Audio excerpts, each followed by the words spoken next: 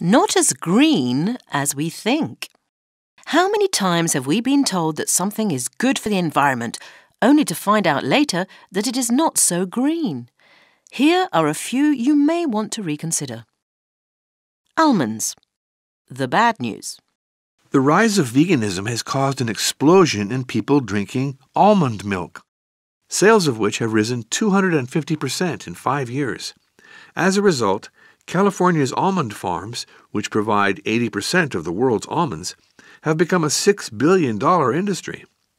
But the trouble is that this creates a massive monoculture, with almond trees being the only plants that grow across a vast swath of California. Unsurprisingly, without a balanced ecosystem, there are no insects to pollinate the almond trees when they flower in February. Consequently, almond farmers pay apiculturists to transport their beehives to California in February. Each year, an incredible 2/3 of America's beehives make this journey. It's bad news for the bees, however, because almond trees are treated with more pesticides and herbicides than any other arable crop, in particular glyphosate, which is lethal to bees. In general, each apiculturist will lose about 1/3 of their bees each year, but it is still financially viable for them because almond farmers pay them more money to pollinate their trees than they can earn from selling honey. The good news. If you want to use a non-dairy milk, there are multiple alternatives that are far more sustainable than almond milk. The most ecological alternative is oat milk, although this isn't as high in protein as other milks. It is also possible to find organic almond milk from farms that support sustainable practices. Reusable bags. The bad news. When supermarkets stopped giving customers free single-use bags for their shopping, it seemed like a big step forward in cutting plastic waste. These days, most people use the stronger plastic for life bags that supermarkets now sell instead. The problem is that many people are now treating these bags as disposable. Indeed, Greenpeace says that 1.5 billion bags for life were sold in the UK in 2019. That equates to 57 bags per household, or 1 a week. But these bags need to be used at least 11 times before they start to have a lower carbon footprint than single-use bags. Also, they are not easily recyclable. Made of several layers of different plastics, they are a far worse pollutant than single-use bags if they enter the environment. The good news. On the one hand, it's simple to keep using the same bag. Some bags, such as cotton or nylon totes, are light enough to always have on you. In any case, some supermarkets are now taking a different approach, abandoning plastic in favour of paper or selling disposable bags made from biodegradable plastic. Avocados. The bad news.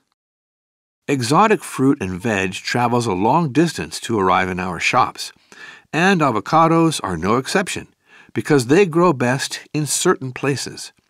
They thrive in a subtropical climate at an altitude of 1,500 meters, which is why almost half of the world's avocados come from Mexico. The trouble is that thanks to their popularity, avocados have become a $12 billion industry, which means the business has attracted the attention of Mexico's notorious drug cartels. The cartels can make more money exporting avocados than marijuana, leading them to make life extremely uncomfortable for the country's avocado farmers. Most are forced to pay extortion money to the cartels or risk being killed. Farmers and family members are frequently kidnapped for ransom.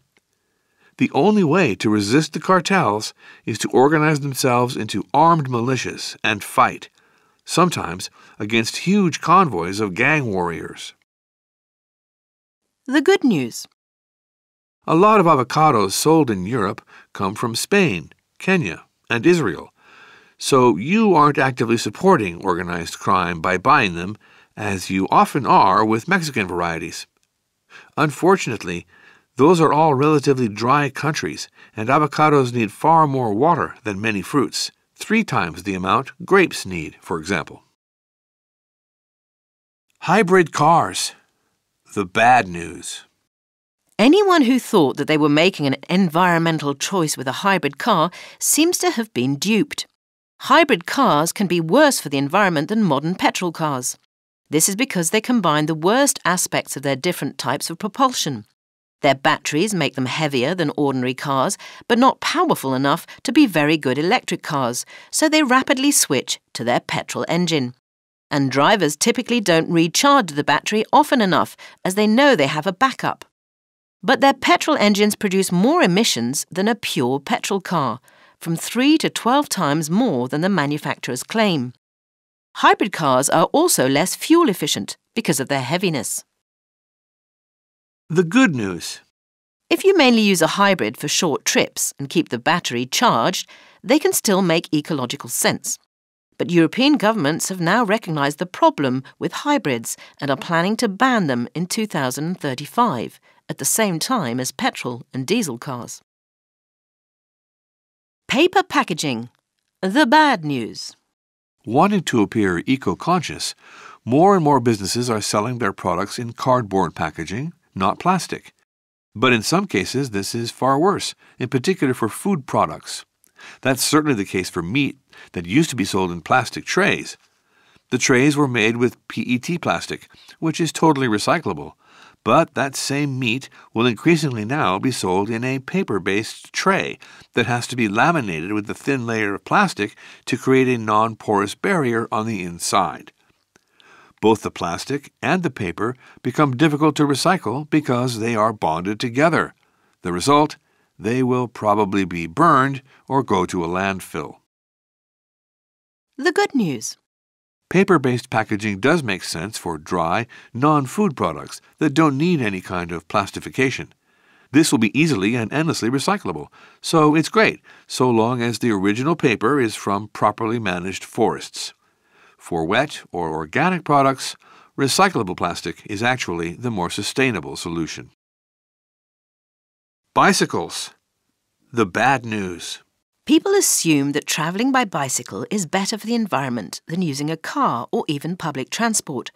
But they are not taking into account the increased food consumption by cyclists due to the energy they are expending.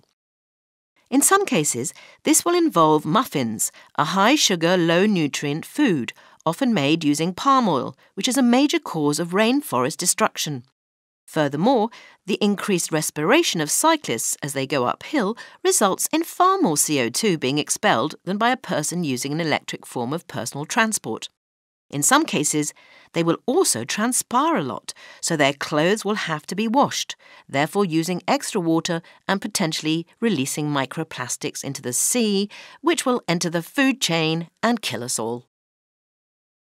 The good news? We're just joking. Bikes are still good.